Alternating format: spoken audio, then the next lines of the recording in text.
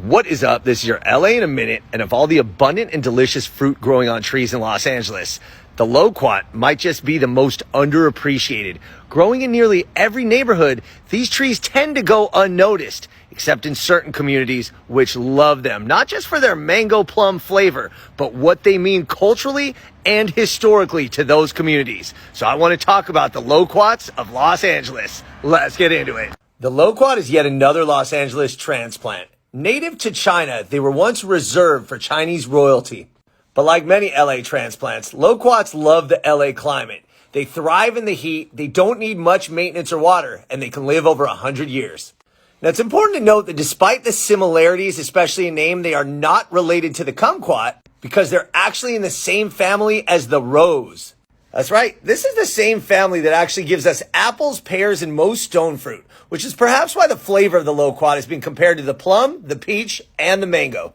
The tree could be anywhere in size from a large shrub to 30 feet tall, with almost subtropical dark glossy green leaves. Okay, so how did loquats get to LA anyway?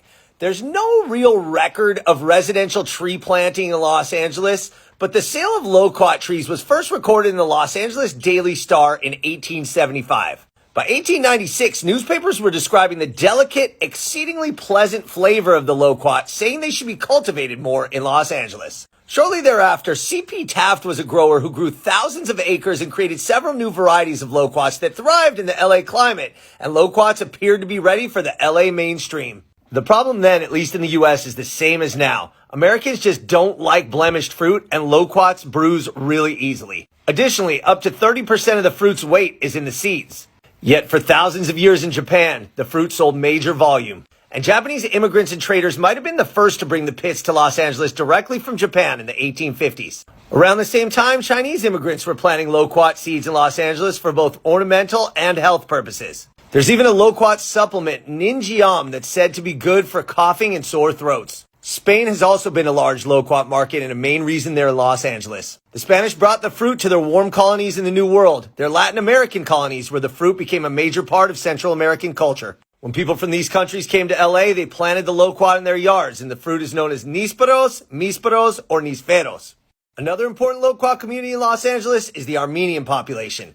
Loquats are so important to Armenians that the name Nor Ashkar actually means New World in Armenian. Loquats are often given as gifts in baskets and bags and shared by neighbors as a welcome to the new community.